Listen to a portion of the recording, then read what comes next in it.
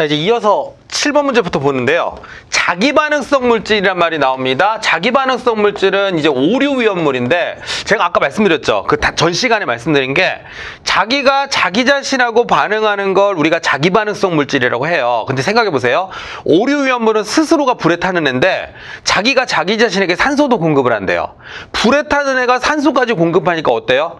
굉장히 연소速도가 빠르겠죠? 오류 위험물은 그냥 폭발물이라고 생각하시면 됩니다. 그래서 연소速도가 너무 빨라서 폭발물인 애들이 바로 오류 위험물인데, 아닌 거 찾으라 그랬죠? 사실은 이름이 복잡한 애들이 대부분 오류 위험물이에요. 특히 니트로. 이 니트로라는 말이 들어가잖아요. 이거 전부 다 오류 위험물입니다. 보통 니트로 화합물이라고 하거든요. 니트로 그리세린, 다이너마이트를 만드는 재료예요. 트리 니트로 톨루엔 아실 거예요. TNT라고 하죠. 폭발물입니다. 그리고 이제 셀룰로이드 같은 애들도 이름이 복잡하잖아요. 이런 것들이 전부 다 오류 위험물인데, 과산화물이죠. 과산화물. 이거 뭡니까? 이거 인류 위험물이에요. 아까 말했던 산화성을 갖고 있는 애. 그래서 이건 이제 인류 위험물이기 때문에 뭐다? 자기반응성 물질은 아니다. 이거는 산화성을 갖고 있는 산화성 물질이죠. 그래서 답은 2번이 되는 것입니다. 자, 정전기 방지 대책인데 이것도 간단하게 말씀드리면 이런 거예요. 이 정전기가 어떻게 생기는 거냐면, 이 정전기는 비전도체 물질 사이, 비전도체의 마찰 때문에 생겨요. 비전도체의 마찰 때문에 뭐가 생기는 거냐면 정전기가 발생을 하거든요. 자, 그럼 옳지 않은 거죠? 첫 번째, 접지라는 말이 나오면 무조건 맞는 말이에요. 이온화라고 하는 거는 접지랑 같은 말이라고 생각하시면 돼요. 자, 습도를 높이는데 여러분 그거 아시죠? 장마철에는 정전기 잘 안 튀어요. 잘 생각해 보세요. 올 여름을 지나오면서 혹시 정전기 때문에 고생한 적 있으세요? 없죠. 정전기는 언제가 문제죠? 겨울이에요, 겨울. 겨울이 왜 그러냐면 겨울은 추워서가 아니라 건조해서 그렇습니다. 그래서 건조하면 정전기가 발생 잘한다? 잘 된다? 그런데 보통 습도가 50%라도 정전기 발생 잘해요. 제가 그 겨울에 겪어봐서 알거든요. 이게 어느 정도냐면 이게 적어도 70%. 70% 이상은 돼줘야 정전기가 발생을 안 한다는 거예요. 그래서 여기서 옳지 않은 거는 3번이 되는 것이고요. 이게 정전기가 비전도체 사이에 마찰 때문에 발생하는 거라면 비전도체를 사용하지 말고 전도체 물질을 사용하잖아요. 그러면 정전기를 줄일 수가 있어요. 그래서 8번에 답은 3번을 체크해 주시면 되겠습니다.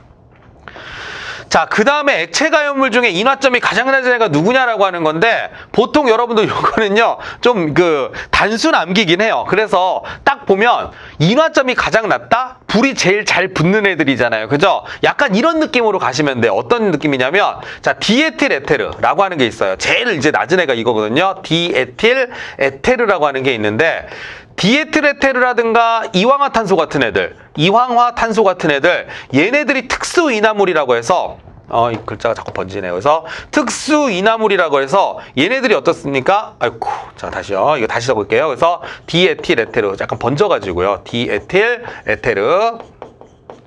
그 다음에 이황화탄소. 이런 애들이 특수인화물이라 그래서 굉장히 인화점이 낮은 애들이에요. 요거보다 인화점이 조금 더 높은 애들이 휘발유라든가 아니면은 뭐 이제 그 휘발유 같은 애들 있겠죠? 뭐 쉬운 것만 말씀드릴게요. 아세톤도 있는데 휘발유, 신나 종류가 보통 들어가요.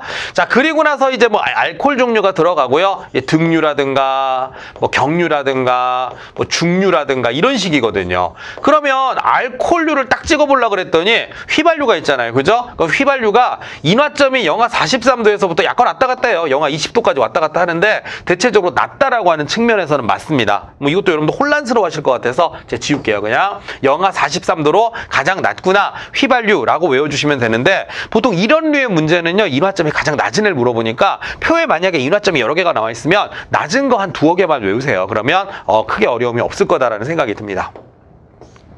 아세톤의 인화점은 얼마냐? 아세톤은요, 이게 아세톤은 저거 생각하시면 돼요. 휘발유하고 비슷하거든요, 원래. 근데 휘발유가 아까 전에 말씀드린 것처럼 영하 43도에서부터 영하 20도씨까지 왔다 갔다 해요. 그래서 그거랑 좀 비슷하다라고 생각하시면 되는데, 그게 얼마냐면 이겁니다. 18.5도 정도 되거든요.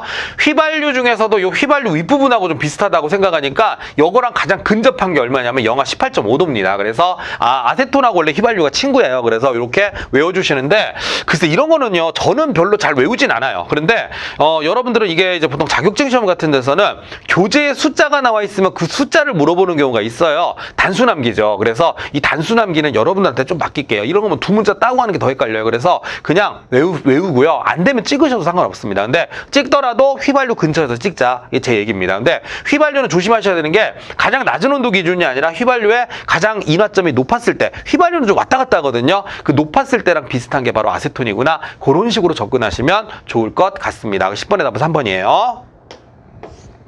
자, 그 다음에 11번인데 인화점이 가장 높은 거, 여기서 불 제일 안 타는 거 찾으시면 돼요. 좀 약간 특이한데 인화점이 가장 높은 거 찾으라는 얘기는 이 중에 제일 잘 안 타는 애 찾으면 되는데, 아까 제가 적어드린 거 기억나세요? 휘발유, 등유, 경유, 중유 이랬잖아요. 이 중유가 불에 잘 안 탑니다. 그래서 인화점 70도 이상 뭐 외우면 좋긴 하겠는데 그냥 여기서 제일 잘 안 타는 거 찾으라 그랬으니까 중유 2번이 되는 것입니다.